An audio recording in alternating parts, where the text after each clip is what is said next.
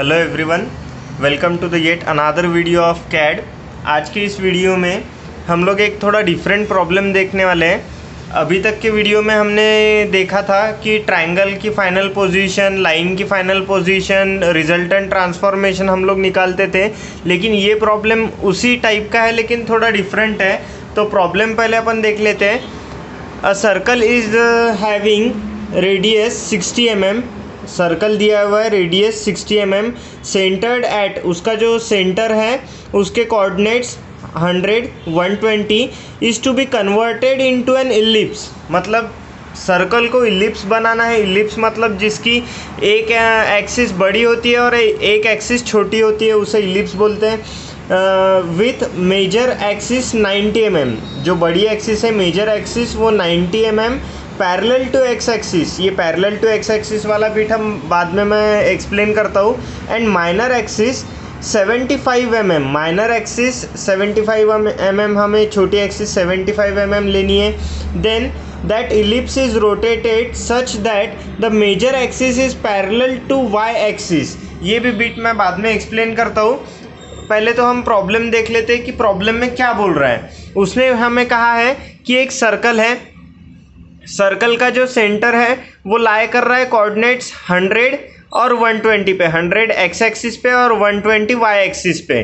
तो ये सर्कल है, सेंटर जिसका ये है वो 100 एक्स एक्सिस और 120 पे वाई एक्सिस। तो ये सर्कल के कोऑर्डिनेट्स हमें दिए हैं। अब इस सर्कल को हमें इलिप्स में कन्वर्ट करना है।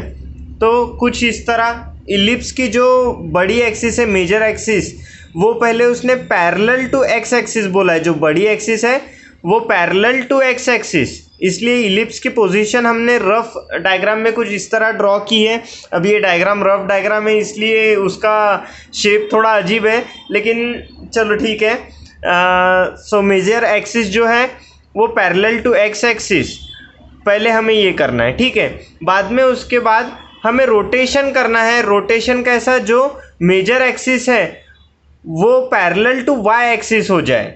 यहाँ पे हमें फाइनल ट्रांसफॉर्मेशन, रिजल्टेंट ट्रांसफॉर्मेशन निकालना है। तो पहले हमें एक सर्कल दिया हुआ है जिसके कोऑर्डिनेट्स 100, 120 है। फिर उस सर्कल को हमें सेम कोऑर्डिनेट्स पे एक इलिप्स बनाना है जिसकी major axis parallel to x axis होगी। उसके बाद उसी इलिप्स को हमें रोटेट करना है इस तरह कि उसकी जो मेजर एक्सिस है वो वाई एक्सिस से पैरेलल हो जाए। तो ये है हमारा टोटल प्रॉब्लम। तो इसका हम सॉल्यूशन देखेंगे। सॉल्यूशन में इस तरह के प्रॉब्लम में, जिस प्रॉब्लम में हमें किसी चीज़ का सेंटर दिया हो, एक ही पॉइंट दिया हो, इस तरह के प्रॉब्लम में हमें जो फिगर है, जैसे कि सर्कल उसका सेंटर है, हमें एक ही पॉइंट दिया है, तो उस फिगर को हमें सेंटर से पकड़ के ओरिजिन की तरफ ट्रांसलेशन करना है। तो कैसे, ये जो पॉइंट है 100, 120 वाला, इसे हमें ओरिजिन पे लाना है। तो ओरिजिन पे कैसे लाएंगे, हमारा ट्रांसलेशन का फॉर्मूला क्या था कि ट्रांसलेशन का t, बाकी ये डायगोनल में 1, यहाँ पे tx और ty। तो अभी हमारी tx और ty की वैल्यू जैसे कि आप देख सकते हैं, मैंने यहाँ पे लिखी है -100 और -120। तो -100 और -120 क्यों? क्योंकि हमें ओरिजिन पर लाना है। तो ओरिजिन पर कैसे लाएंगे, पहले तो ये जो x एक्सिस का 100 है उसे हम कम करेंगे। तो कम करेंगे मतलब -100 अगर किया तो ये यहाँ पे y एक्सिस पे आ जाएगा, लेकिन अभी भी यहाँ पे 120 है। अब इस 120 को अगर हमने कम किए तो मतलब -120 करेंगे। तो -120 करने के बाद ये यहाँ पे ओरिजिन पे आ जाएगा। तो इसलिए -100 और -120, तो हमारा tx हुआ -100 और ty हुआ -120, ठीक है। तो ट्रांसलेशन का हमारा मैट्रिक्स तो हमें मालूम है, उसमें रिस्पेक्टिव वैल्यू पुट कर दी तो ट्रांसलेशन का हमारा मैट्रिक्स आ गया। अभी ये ट्रांसलेशन के मैट्रिक्स को मैंने T1 नाम दिया है, क्योंकि जो सॉल्यूशन हमें रिक्वायर्ड है उसमें ओरिजिन पे हमें सब कुछ रिजल्ट नहीं चाहिए, हमें जिस ओरिजिनल पोजीशन पे फिगर है उसी पोजीशन पे हमें रिजल्ट चाहिए। इसलिए अभी T1 ट्रांसलेशन हमने ओरिजिन के तरफ किया, बाद में सब अपनी प्रोसीजर होने के बाद, अपना फाइनल रिजल्ट आने के बाद ट्रांसलेशन हम वापस फाइनल अपने ओरिजिनल पोजीशन पे करेंगे। ओके, तो ये T1 ट्रांसलेशन किए ओरिजिन पर। उसके बाद हम लोग उसने कहा है कि स्केलिंग करना है। स्केलिंग कैसे करना है? सर्कल की मतलब रेडियस होता है तो सर्कल सभी तरफ से सेम होता है, तो एक मेजर एक्सिस बनाना है और एक माइनर एक्सिस बनाना है। पहले उसने बोला है कि एक्स एक्सिस से पैरेलल हमें मेजर एक्सिस चाहिए 90 यूनिट्स जो रहेगी। तो ठीक है, तो एक्स एक्सिस कहाँ है, इसलिए हमने यहाँ पे एस एक्स ले लिया। अभी एस एक्स और एस वाई तो उसने मेंशन नहीं किया है। ये एस एक्स और एस वाई निकालने के फॉर्मूले मैंने फर्स्ट वीडियो में समझाए थे, तो ये वहीं से आ रहे हैं। तो एस एक्स और एस वाई कैसे निकालेंगे? एस एक्स का फॉर्मूला है न्यू, मतलब न्यू साइज अपॉन ओरिजिनल क्या था, तो हमें न्यू जो एस एक्स एक्स एक्सिस से पैरेलल जो एक्सिस चाहिए इलिप्स की वो 90 यूनिट्स है। तो हम उस हिसाब से न्यू साइज जो लेंगे 90 अपॉन ओरिजिनल। हमें सर्कल का रेडियस दिया हुआ था, सर्कल का रेडियस था 60, तो 60 रेडियस है, मतलब डायमीटर ओरिजिनली क्या होगा 120। तो न्यू साइज हमारा 90 और डायमीटर 120। इसको अगर हम कैलकुलेट करते हैं तो 0.75 ये हुआ हमारा एस एक्स। उसी तरह एस वाई हम देखेंगे न्यू अपॉन ओरिजिनल। तो न्यू उसने कहा है कि माइनर एक्सिस का डायमेंशन दिया है 75 यूनिट्स और ओरिजिनल हमारा डायमीटर था सर्कल का 120। इसको अगर हम कैलकुलेट करेंगे तो आता है 0.62। उसके बाद हम लोग देखेंगे स्केलिंग। स्केलिंग का हमारा मैट्रिक्स कैसा होता है? डायगोनल में एस एक्स एस वाई और 1, बाकी सब 0 रहेगा। तो स्केलिंग का ये मैट्रिक्स, इसमें एस एक्स और एस वाई की रिस्पेक्टिव वैल्यूज़ हम लोग पुट कर देंगे तो हमें ये स्केलिंग का फाइनल मैट्रिक्स मिल जाएगा। उसके बाद अब ये कहाँ तक आ गए अपन कि ऐसा कुछ सर्कल था हमारे पास, उसको अपन ने ओरिजिन पे शिफ्ट किए और एक्स एक्सिस के पैरेलल हमने एक इलिप्स बना लिए। मतलब इलिप्स ऐसा बनाए कि जिसकी मेजर एक्सिस एक्स एक्सिस के पैरेलल हो। अब तक यहाँ तक आ गए। अभी हम करेंगे इसको रोटेट, क्योंकि उसने प्रॉब्लम में कहा था कि रोटेशन करना है ऐसा कि जो इलिप्स है उसकी मेजर एक्सिस पैरेलल हो वाई एक्सिस से। मतलब अभी हमें 90 डिग्री हमें रोटेट करना पड़ेगा।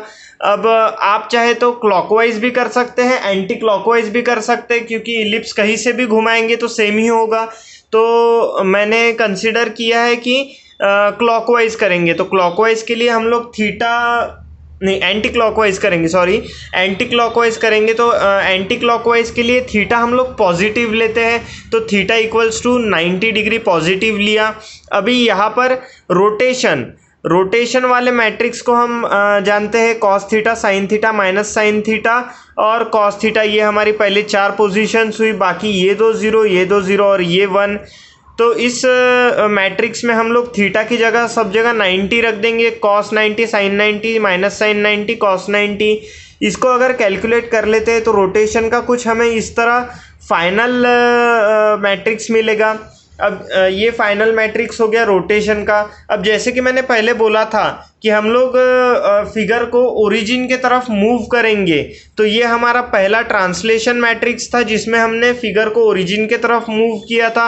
अभी जो ओरिजिनल पोजीशन थी फिगर की, उस पोजीशन पे भी हमें ही वापस लाना पड़ेगा, वो अपने आप तो आएगी नहीं, इसलिए बैक ट्रांसलेशन। तो ये हो गया हमारा T2 बैक ट्रांसलेशन। जो ओरिजिनल पोजीशन थी TX 100 और TY 120, तो हमारा ट्रांसलेशन का मैट्रिक्स तो वही रहेगा TX TY इस पोजीशन पे डायगोनल में पूरा 1। तो TX TY के जगह हमने 100 और 120 रख दिए, बाकी डायगोनल में हमारा 1 है ही। तो ये हो गया हमारा बैक ट्रांसलेशन T2 का मैट्रिक्स। अभी हमें क्वेश्चन में सॉल्यूशन में क्या चाहिए? Total transformation matrix. तो टोटल ट्रांसफॉर्मेशन मतलब हम रिजल्टेंट ट्रांसफॉर्मेशन भी बोलते हैं, जिसे हम लोग ने इंडिकेट किया है TR। तो TR का हमारा फॉर्मूला हमें तो पता है कि जो भी हम चीज़ें करते हैं, जो भी मैट्रिक्स बनाते हैं रिजल्टेंट ट्रांसफॉर्मेशन में, उन सब मैट्रिक्स को उसी सीक्वेंस में मल्टीप्लाई करना होता है। तो इसलिए पहले हमने ट्रांसलेशन टू द ओरिजिन किया था, इसलिए T1 मल्टीप्लाइड बाय, उसके बाद हमने स्केलिंग किया था, जो सर्कल है उसको हमने इलिप्स बनाया था, तो इसलिए स्केलिंग का matrix S multiplied by rotation, हमने उस इलिप्स को 90 डिग्री रोटेट किया था इसलिए रोटेशन का मैट्रिक्स आर। और फाइनली हमने अभी अभी ट्रांसलेशन किया था, back translation to the original position of the figure, तो उसका मैट्रिक्स T2। ये सब मैट्रिक्स हमने जैसे कि वैसे कॉपी पेस्ट कर लिए। अभी मैट्रिक्स मल्टीप्लिकेशन का रूल यहाँ पे हम यूज़ करते हैं कि सीक्वेंस के साथ ही मल्टीप्लाई करना है, तो इसलिए ये जो पहले दो मैट्रिक्स है उन दोनों को पहले मल्टीप्लाई कर लिया और यहाँ पे लिख दिए, ठीक है। उसके बाद ये जो आखिर के दो मैट्रिक्स है इन दोनों को मल्टीप्लाई किया और ये मैट्रिक्स में लिख दिया। अब इजी है, बचे ही दो मैट्रिक्स है, तो इन दो मैट्रिक्स को मल्टीप्लाई करने के बाद हमारा रिजल्टेंट ट्रांसफॉर्मेशन मैट्रिक्स हमें मिल जाएगा। तो आज के इस वीडियो में इतना ही। Thank you.